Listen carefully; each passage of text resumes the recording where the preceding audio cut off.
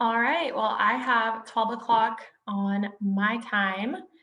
So I want to say welcome, everyone, and good afternoon.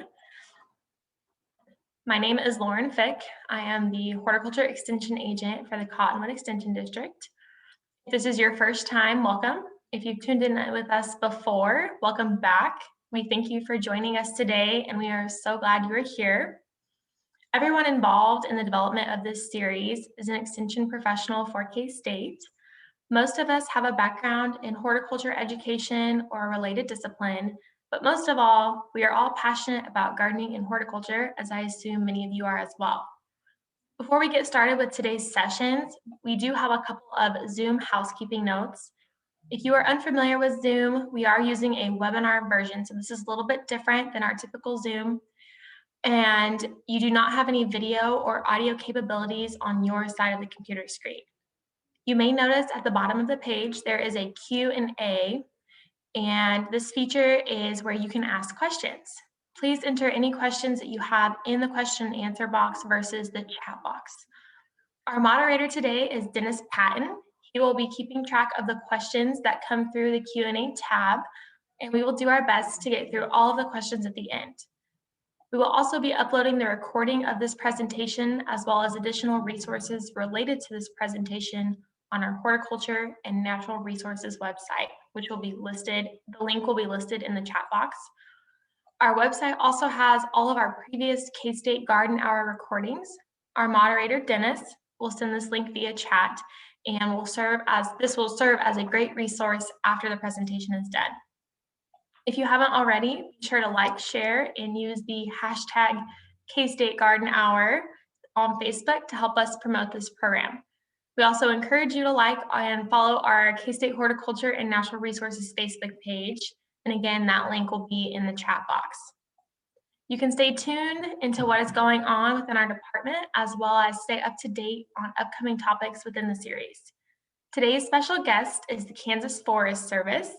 We have Chris Mullins here, and he is the district forester for South Central Kansas. He is going to share how you can use the Kansas Forest Service to grow healthier trees and shrubs across Kansas. Chris, thank you for being here today. You can share your screen when you're ready. Thank you, Lauren. I appreciate it. Thank you guys for having me. Hopefully we'll get this thing to go off without any hitches, but we'll see. It's all technology, so here we go. Just a little bit about myself.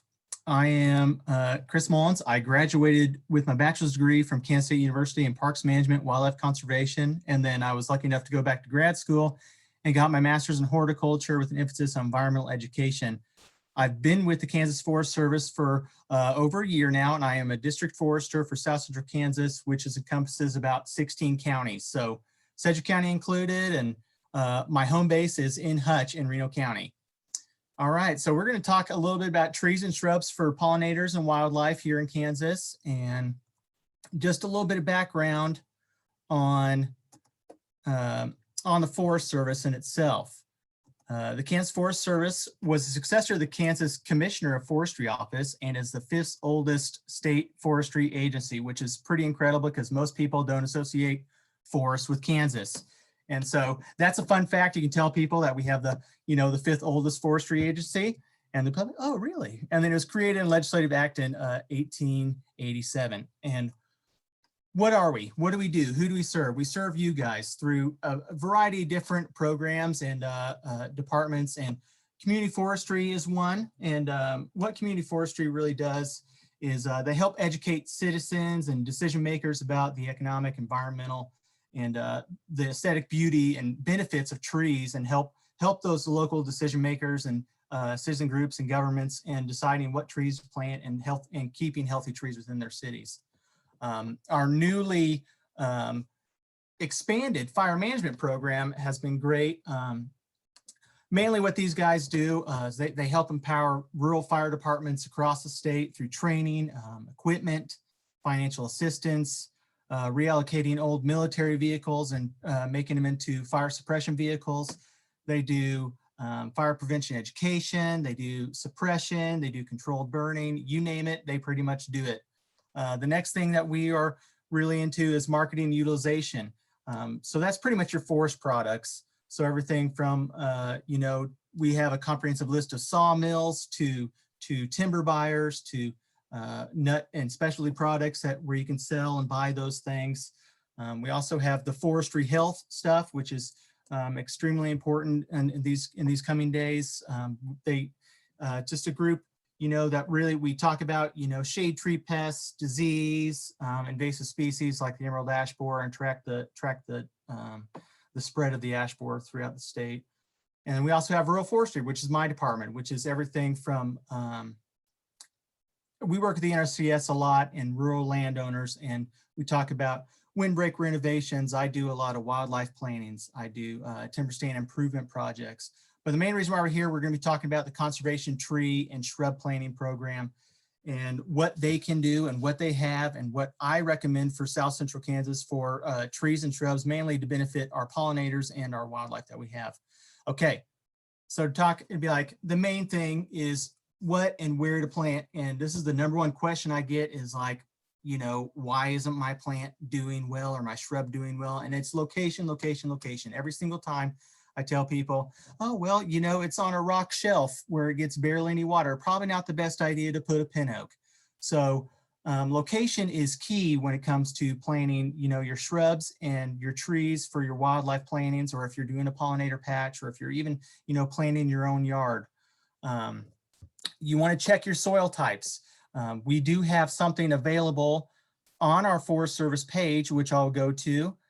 Let me stop share here and share screen and go from here. Okay, so this is the Kansas Forest Service website, and you can kind of come over here. This is just the main page. You can kind of come down and you'll see it says conservation trees here. There is a link that will say the right tree for my soil. This is not an end-all be-all list by any means, but it's a really cool interactive map that, you know, you can zoom in literally to your house or your land, and you can say, hey, let's see what type of soils we have. Okay, let's just do this for example. Okay, there's a bunch of houses here. Let's see what kind of soil type it is. You can see that you're in my district. That's me. Kind of gives you some recommendations on planting and distances to plant between trees and shrubs and stuff like that. But really, we're here. We're going to be talking about, tablar silty clay loam with a 0 to 1% slope. That's in the central zone. And this is the recommendation for the shrubs that they would recommend you plant due to that soil type. Like I said, it's not an end-all be-all list, but this is what will probably grow best in that area. Also has, you know, your deciduous trees. Like I said, not an end-all be-all list, but this is mainly the trees that are going to grow the best that we sell through our conservation tree program. Okay, let's go back to the PowerPoint and okay, water availability, of course, that's something you want to look at. Can you get water to these shrubs and to these trees that you're going to be planting for your pollinators or your wildlife? Shade tolerances. Are we planting in an area where it's got no shade or a ton of shade? And then knowing your limitations when it comes to planting your pollinator patches, or even, you know, your windrows, your tree rows, or anything of that nature. You don't want to go out there and try to plant, you know, 800 shrubs with the expectations that all 800 are going to grow fully if you're never out there. So that's something to just be aware of. You just want to know your limitations and know what you can do. Maybe do, you know, little batches at a time. That's something that we can definitely, you know, talk to you about. Be like, hey, let's just try to do 50, you know, sandhill plum plants this year. The next year we can, you know, do some different kind of stuff. Now these, I'm going to be talking about the top 5 trees for pollinators and wildlife in my district. This is not necessarily the eastern part of the state or even the western part of the state, but South Central. These are the trees that I like the best. And I am partial to a couple of them that I really like, but we can talk about them. There's a whole bunch of other ones that are also great. And that list that we had before, and I believe Dennis is going to have that link in the chat description, are some of the trees. So the first tree is probably one of the trees that grows the best throughout the state. It's the bur oak. I mean, it's a great wildlife tree. You know, the heights are 50 to 80 feet. It can handle a wide variety of soil types from dry to moist. It pretty much, like I said, grows statewide. It does struggle a little bit more in the western part of the state. It likes full sun, but it is a slow to moderate growth rate. So it doesn't grow super fast, comparatively speaking, to some of the other trees that we like, but it is a great tree, and you can expect, just depending on the variety of bur oak and how well it's treated, the acorn production. Typically, I mean, there's been some studies, K-State did some where they were producing acorns at 5, but that's not of the norm in a, a forest setting. It is like 35 years old. So some of these trees take a while in the natural setting to actually start producing acorns, but it is a great tree. Deer love it, squirrels love it, turkeys love them. So, and even your pollinators love them. It's a great roosting site for butterflies and moths, and just a great tree all around. Next tree is a Chinkman oak. They get 30 to 60 feet in height, like you can read. They're great and well drained to dry soil types, statewide again. Like I said, Western Kansas, they do have a little bit harder time growing and getting big. And then it does also have a slow to moderate growth rate. It does, there's another tree that's I'm also partial to, sawtooth oak, that's not on this list, but kind of similar leaf structure. Now, red mulberry, which is my favorite tree. I don't know why. I think I've loved it ever since I was a kid, but the red mulberry is a great wildlife tree. Heights 30 to 50 feet. It can grow pretty much anywhere in South Central Kansas, pretty much, even further west than some of these other trees. It likes moist to well-drained soil types. It grows pretty quick, moderate growth rate, great firewood. I love mulberries and myself. I get sick eating them almost every year. I can never learn to stop. But same with me, the wildlife love them. Deer love them, squirrels love them, birds love them. Even some moths and butterflies will actually eat the rotten fruit. So it is a great tree to find and a great tree to plant in your yard. Now, the next tree is our state tree, the cottonwood, and it is also a great pollinator and a great wildlife tree.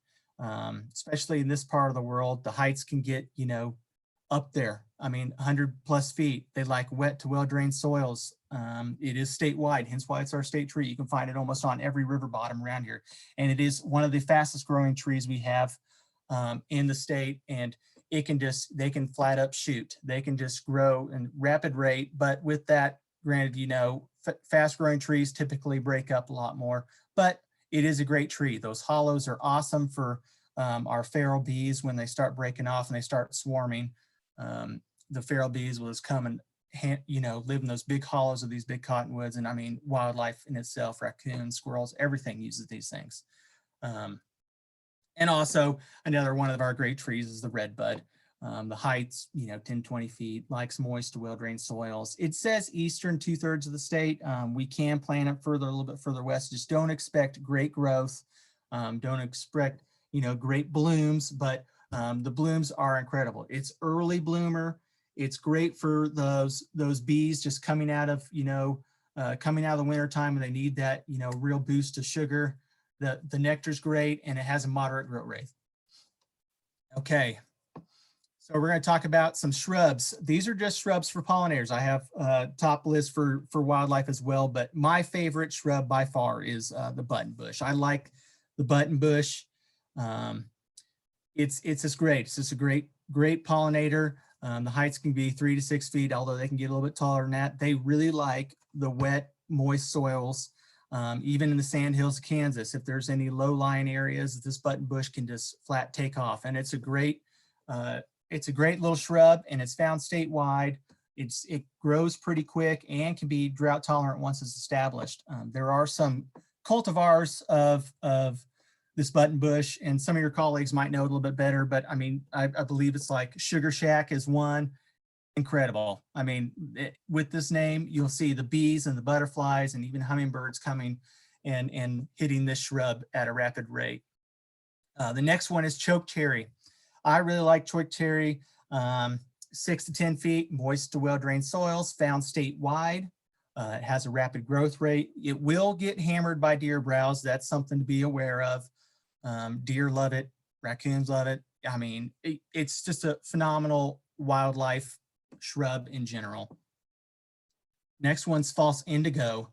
It can get to, heights of 3 to 6 feet, and it can handle most soil types, which is pretty great. And it can handle high pH soil types. So if you're in an area where it has extremely high pH, this is something to look at. False indigo is great, and its flood tolerance is pretty high, and but its drought tolerance is about I would say in the medium level. So not high drought tolerance, but not drought tolerant. I mean, and it doesn't like shade that much. Just be aware, deer will browse heavily on false indigo on the new shoots right when you start planting them. So just be aware of that. And then fragrant sumac. I love fragrant sumac as well. It is one of our tougher and drought tolerant shrubs, and it can handle deer browse. It'll get hit pretty hard, and deer browse happens, but it's a great shrub. It's high 3 to 8 feet.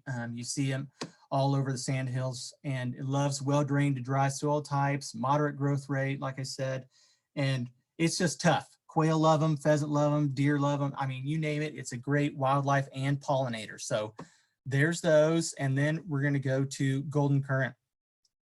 And it's also a great wildlife and shrub and pollinator as well. So it can get heights of 3 to 8 feet, likes well-drained to dry soil types, found statewide, moderate growth rate, and it is extremely drought tolerant. So that's good as well.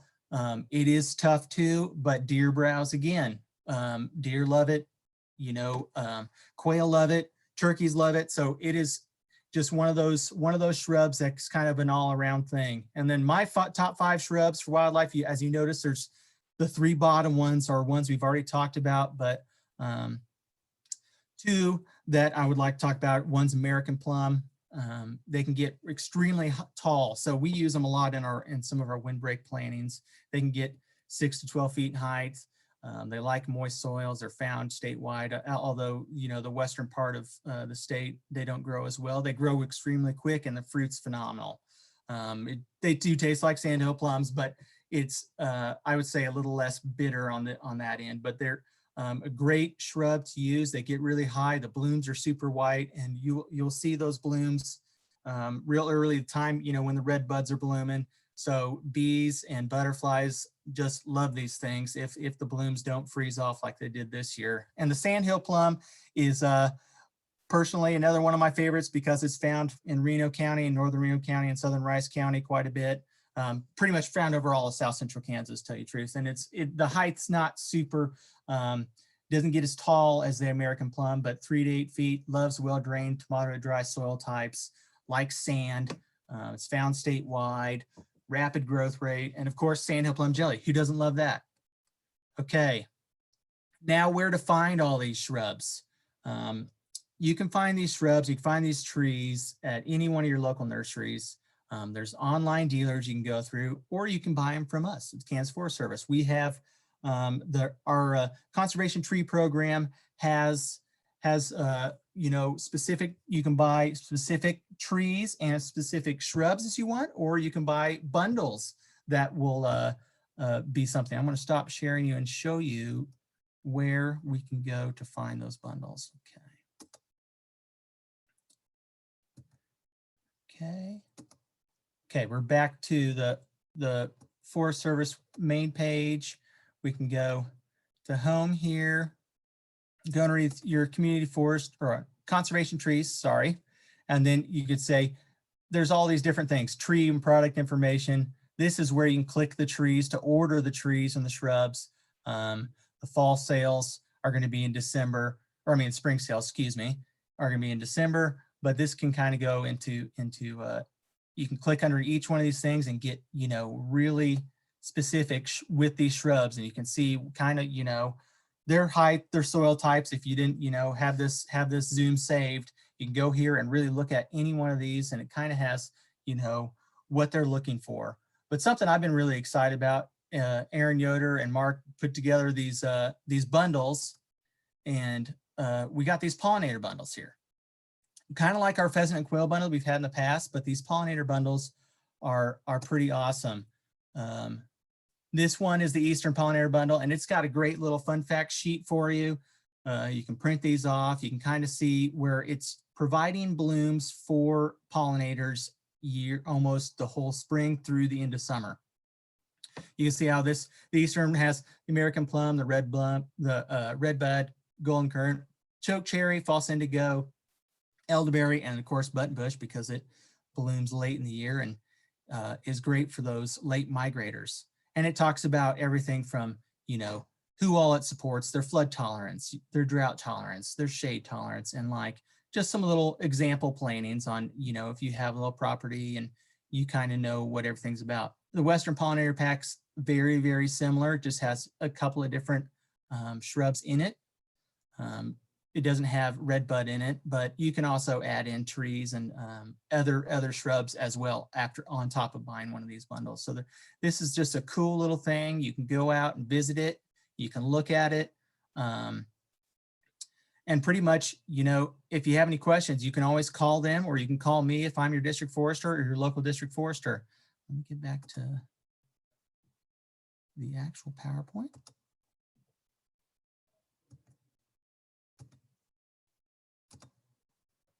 Okay, these are the links, and I believe Dennis is gonna post those as well in the chat, where you can find them.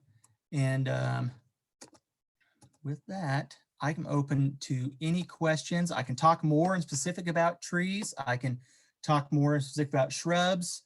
You name it, I can do it. Just shoot some questions out there and we can go from there. Okay, Chris, we do have a couple of questions. Can you address maybe some trees, your top 5 more that would perform well in Northeast Kansas? You talked, and I think comments were directed more to South Central, but can you go more, a little more regional? Is Judith, how close to Missouri are you? Maybe she can answer that. If not, don't worry about it. We'll just, I mean, you know, if you can plant pawpaws, I love pawpaws. Persimmons are great. I would say, you know, even your black cherries, some of these trees on there, you can always call your district foresters. The foresters you have in Northeast are incredible. So they'll be more than willing to help you out with, you know, kind of locating the top trees and the shrubs that would work best for that area. But you have a larger variety of trees you can plant than I can, or I would recommend in my part of the world, and even, you know, the southwest part of the world. So hopefully that answered your question. If not, you feel free to answer back. Okay. Next question is, what's the best time to plant the trees and shrubs you talked about? You know, so if you order them from us, they'll start getting shipped out. I would, you know, try to find a time before the spring thaw if you can. If you can get them in, I would pick a day that's not super windy, especially if you're buying bare roots in the spring. Just try to find a time where, you know, the wind's not going to be bad, the cold's not going to be, you know, too terrible, and those roots will really get dried out. It's just kind of one of those things where you just want to take it where it comes. You know, if it's a nice day out in February or early March, go for it. Start planting. Okay. Along the planting area, a question came in the chat box. They have redbud tends to put up a lot of seedlings, so they want to know any tips for transplanting redbud seedlings. If you do transplant redbud seedlings, I would also try to get it done before the spring thaw. I would say you could probably start now in transplanting, you know, your trees, your cedars, redbuds and stuff like that. But some of these trees still have leaves on them. They're surprisingly, even certain parts of the state didn't get as frozen last couple of weeks, and they still have leaves that are green that, you know, could be, you know, pushing more of that stuff to the roots. So I would, you know, before the spring thaw, I would get it done. Just make sure to get as much root as possible and have the sites prepped and ready for where you're going to be using and planting them. Back to the bundles you talked about, the pollinator bundles, those type of things. There are multiple. How many plants are in these bundles?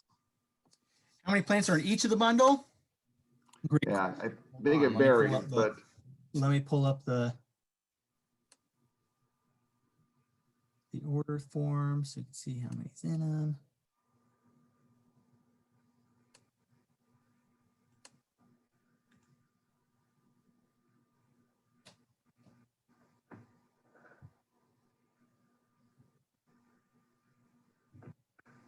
Okay, so in the Eastern Pollinator bundle, there's going to be 5 American plum, 5 chokecherry, 5 golden currant, 3 false indigo, 5 elderberry, 3 buttonbush, and 4 Eastern redbud. And in the Western, it is everything's 5. There's 5 per shrub in each one of the things, and it's on that the link that Dennis shared that kind of goes to that shows you that little infograph that has the Western Pollinator bundle and Eastern Pollinator bundle. It's on there. It's kind of right in between the, you know, what kind of pollinator support it does and the planting cultural preferences and stuff like that. Okay. A question came in about site preparation, the use of the landscape fabrics, the herbicides, those type of things for planting these small seedlings. Great question. Great question. I should have touched on that. If you're planting any one of these trees, especially in a rural setting, when it comes to the trees, I would protect them with tree tubes. Deer damage happens, and you would hate to plant, spend, 6 hours planting 100 and some oaks just to come around and see all these oaks nipped off at the top, and they might not do as well. So tree tubes are a must. If you're not able to get out there and mow and keep the the grasses at bay, I would use weed mat when it comes to the trees. Now, when it comes to the shrubs, I don't recommend weed mat. I rarely recommend doing any kind of protection. There is little rabbit cages and stuff like that, but our typical browse comes from deer really shredding them up. So you might just have a give and take when it comes to that stuff. So just be aware that you will lose some shrubs and you will lose some trees. And if it is during the rut during this time of year, October, November, and you see one of your trees that really gets rubbed on, don't go and cut it down. Just leave it as the sacrificial lamb for year in and year out. And typically the bucks will come through and hit that one tree over and over again. So hopefully that's the case. Now, I would just, like I said, trees, tree tubes. That's the one thing you need to be sure you have. Okay. Question came in that's surprising to me, but the question came in, the person said that buttonbush is highly toxic. Can you recommend some bushes that are low in toxicity? I've never heard it was toxic, so I'll let you handle that one. Toxic to, are they talking about to horses and stuff, or what are they talking about? Do you know? They didn't clarify. They just said toxic. So maybe if Janice would like to do a follow-up, we'll come back to that. Yeah. So I'm going to move on. I would say, I haven't heard, but there very well could be. I'm pretty sure it's poisonous or has some toxicity to livestock, but I'm not 100% sure on if they actually go out and actively forage for buttonbush. I mean, I know there's shared pastures that have buttonbush in them. I think there is some toxicity level for livestock, but I'm not 100% sure on that. So I would have someone follow up with that. If not, like I said, our sandhill plums are great. Our American plums are great. Max are good. So okay. Well, mention sandhill plum. This person wants to know if there's a trick for making cuttings on transplanting sandhill plums to increase the thicket.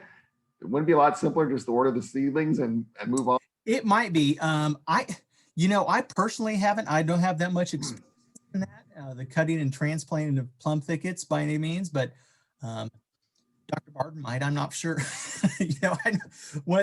Someone might have a little more experience with doing that type of propagating, but I am not. I am not well in depth in that. So one way to get them to sprout is just cut the roots. Take a sharpshooter, make a slice out about 5 feet away from the shrub, and if it hits a plum root, it'll send up a shoot right by that cut the next year. So you kind of get it to spread that way. Thanks, Dr. Barton. For the pollinator bundle, would Sedgwick County be Eastern or Western? It's not bad. You can do either.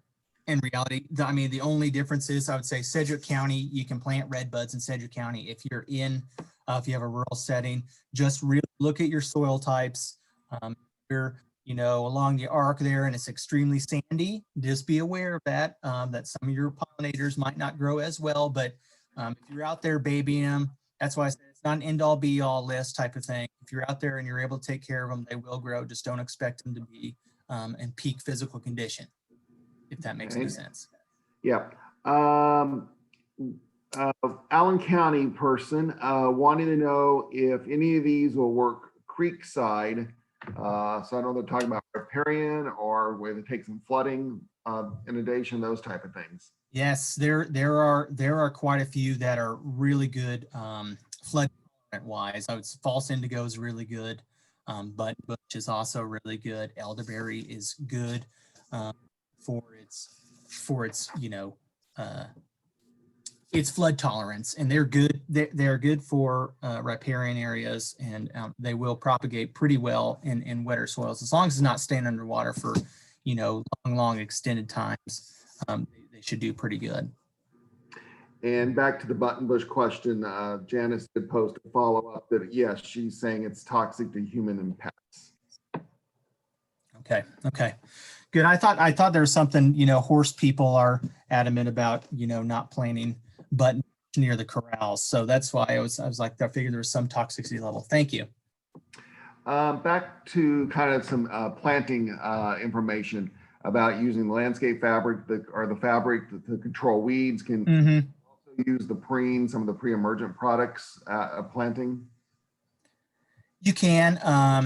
If it is trees, you feel free to use weed mat. Like I said, the shrubs though, I am hesitant to using weed mat at all with shrubs because I mean, in their nature, they spread through, root tillers and everything. So I mean, some of these shrubs don't handle the weed fabric too well. They can kind of choke themselves off on it. So I just kind of avoid that. Now, when it comes to, manual mowing the weeds or the grasses around it does well, but a lot of these shrubs are used to the competition. So just be aware of that. You're probably going to have more deer brow as opposed to, your weed. I just wouldn't spray anything, heavy like Toradon or anything near there. And if you have a site that you had, Toradon there, I would let it sit for a few years prior to planting any pollinator patches. I know we had one of those in my recent wildlife planting we did. They didn't realize that the previous landowner sprayed a bunch of Toradon to kill locusts, and they were wondering why none of the shrubs came up that well. They came up and then they all died, and that's what we kind of figured out. There was some Toradon residue left in the soil type. Okay. Next question has to do with South Central to help you out on. They want to do some sort of a hedgerow, and where the Osage orange tend to be declining. Do you have one of these tree or a recommendation for establishing a new hedgerow? You can call me. If there is a technique, you can coppice those Osage orange or hedge trees, and they will resprout from the base. So you can always just coppice them and have them resprout there. If you're just trying to fill in gaps quickly, you can replant with hedge. You can replant with cottonwood. If you're looking for like a long-term type of thing, your bur oaks are great, but just be aware, canopy wise, that they're not getting shaded out. So that's something. If you're close by and you just want me to come look at a big hedgerow or something, feel free to give me a call. Okay, the next question just identifies as urban, but doesn't say what part of the state from. Okay. So really in the urban soils, they're compacted, they've been construction, parking lots, those type of things near streets. Do you have any of the trees that would be more adaptable to those harsher soil conditions, and so that's pollinator friendly? Red buds are great. I would say that's the one you're probably going to see in most urban settings.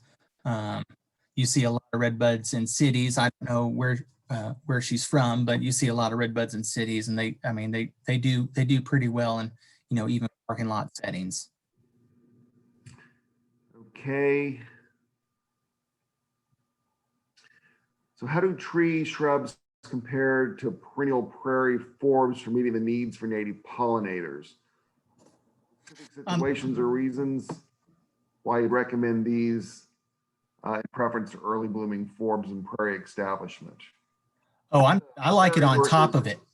I will tell you, I like it on top of it just to really give that added, when those native flowers and wildflowers are blooming are not necessarily the same times when all these pollinators are migrating through, or even our bees are really trying to get established. you know, like this last spring, for example, all of our plums, sandhill plums, American plums, and even red buds bloomed out real quick.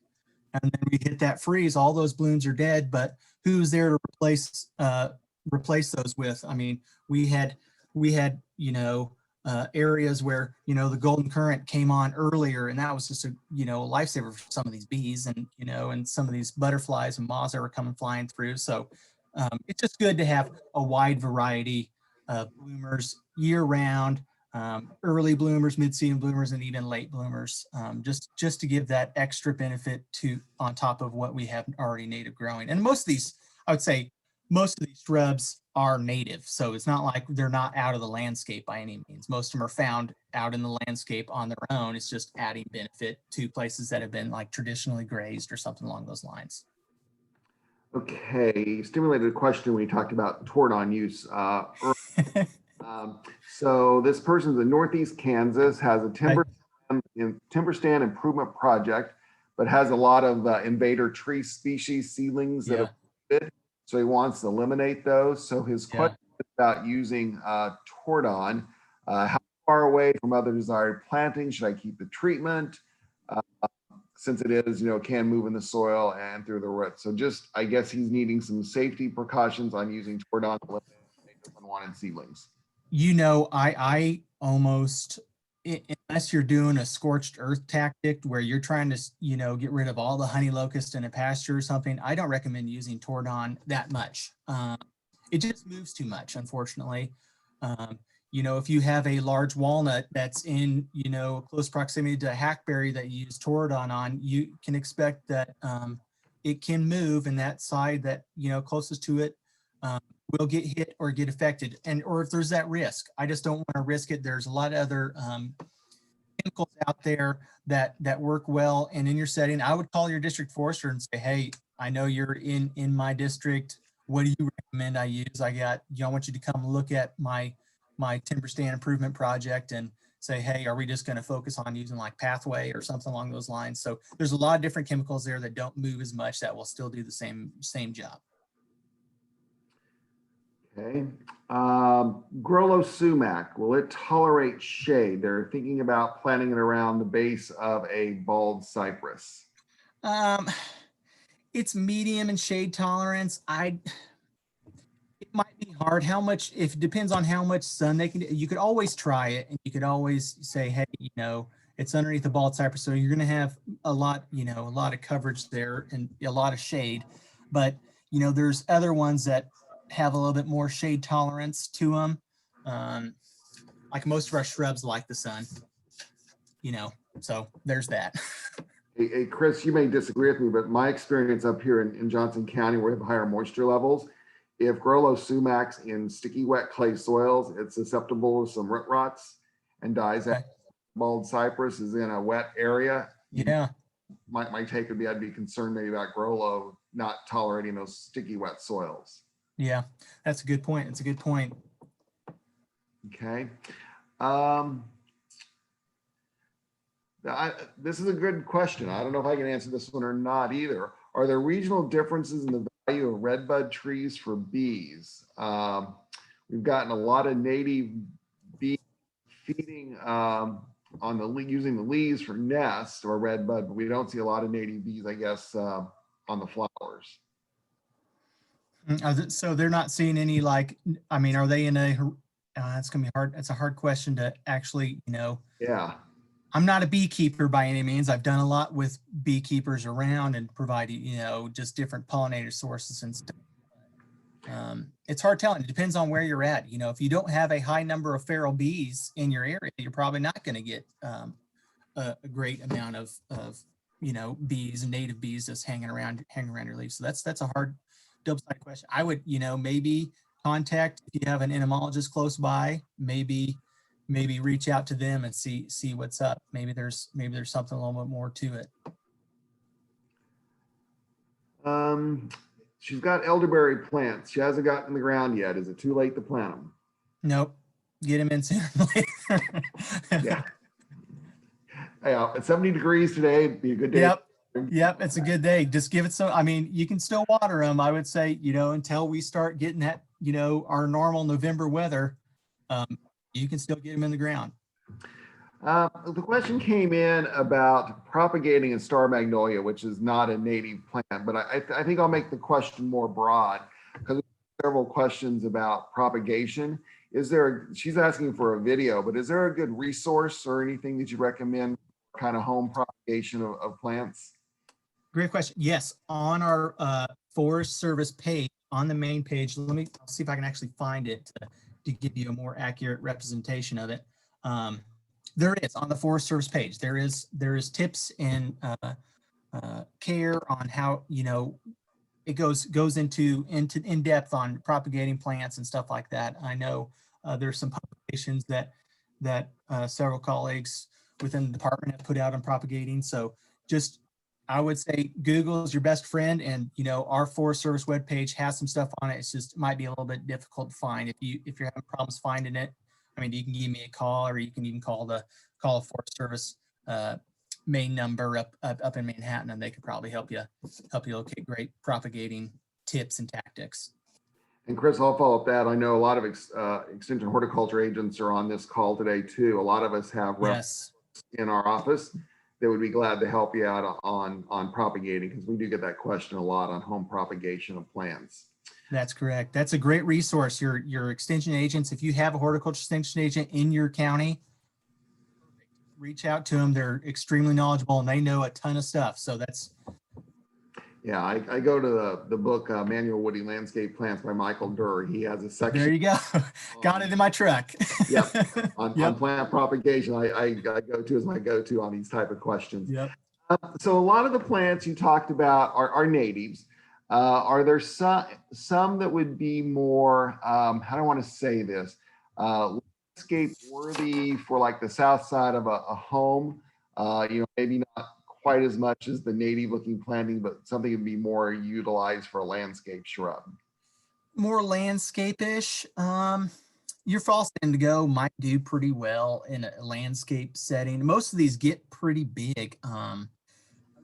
You know, there's different horticulture varieties for a lot of these plants, so you can reach out to your local extension agents as well and say, hey, I don't necessarily want, you know, aromat or fragrant sumac or something. I want something else. There's different sumacs out there. You can plant little smaller shrub varieties. That sugar shack's a smaller version of button bush.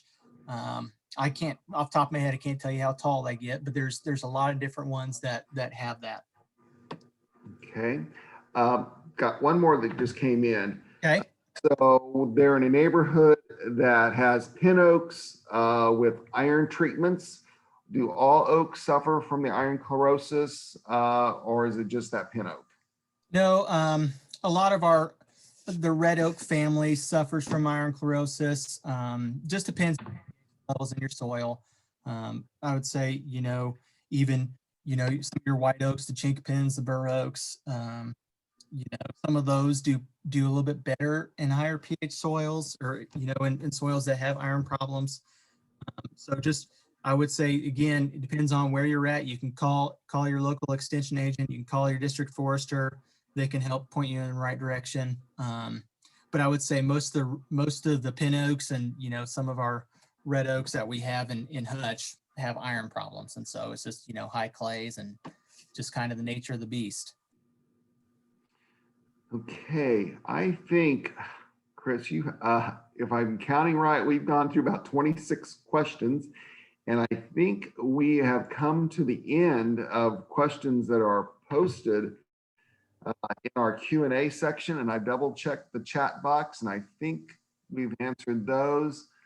Will indigo be able to handle west, full afternoon sun and relatively dry?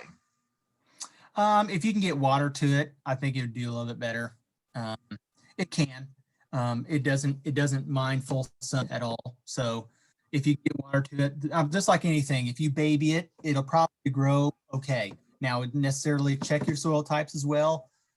There you go. And then, okay, control. I just pulled that one up too. Okay. Insect damage. Again, we gotta know if it's what kind of insects. are damaging these bur oaks? Do you know if they're like leaf cutters or, anything of that nature? From my horticulture end, there aren't that many insects that are really damaging bur oaks. They're more what I consider secondary, Mhm. galls, those type of things that don't really Yeah. problems. Skeletizing, boy, usually that's late in the season and not a major issue that warrants control. There's a hazelnut question that just came in. Okay, how tasty are the American hazelnuts from Kansas Forest Service? I haven't ever tried them, so I don't I don't know. I know I think Thad Rhodes, our district forester in Manhattan, has some on his desk, but I'm not sure if I've had any of those yet. They're tasty, but real small. Okay. They'll be about the size of a pea. The nuts will be, but they'll be pretty tasty like a hazelnut. All right, I need to try I some. know up here most people grow the Chinese chestnut because they get a larger nut. Yeah.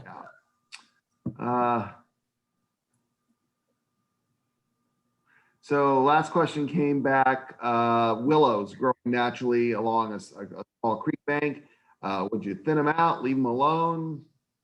Yeah, Carol, that's kind of up to you. I was like, what's your end game there? Are you trying to provide, wildlife shelter, benefit, stabilization? I mean, kind of up to you. If it's, I like willows. They're pretty cool trees, and I mean, great forage for a lot of different of our aquatic mammals and stuff. And so, just kind of depends on what you're looking for in the end game there. If you would take them out or not. If they're overtaking everything, well then, and you don't want them there because it's ruining your view, well then thin them out.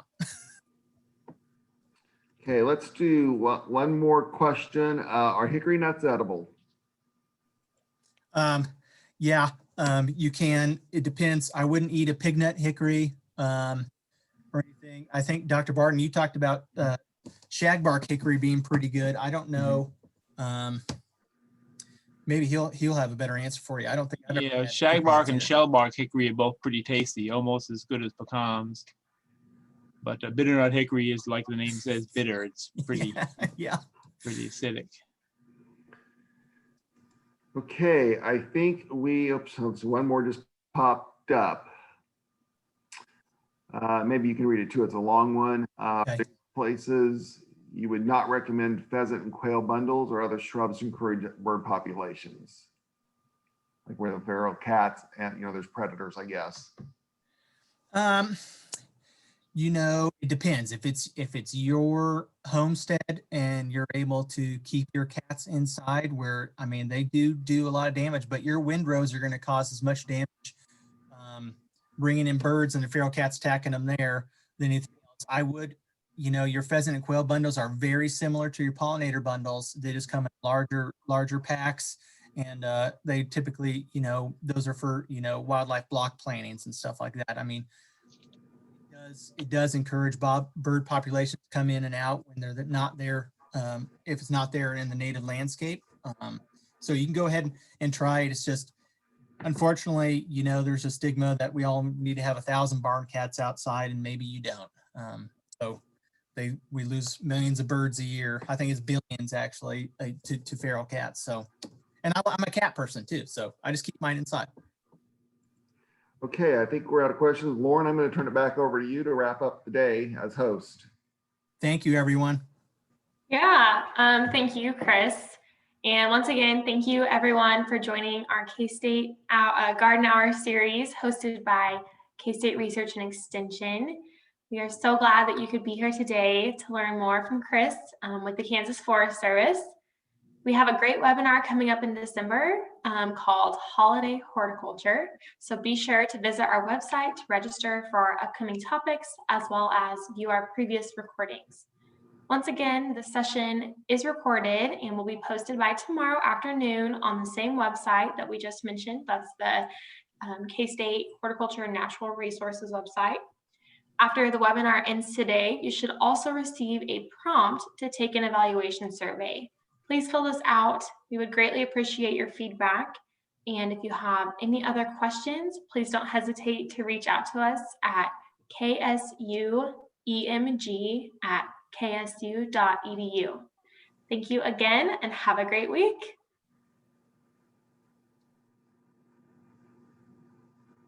Thank you, guys. Thanks, Chris. Did a great job. A lot of thank you also came in chat and things. So nice job.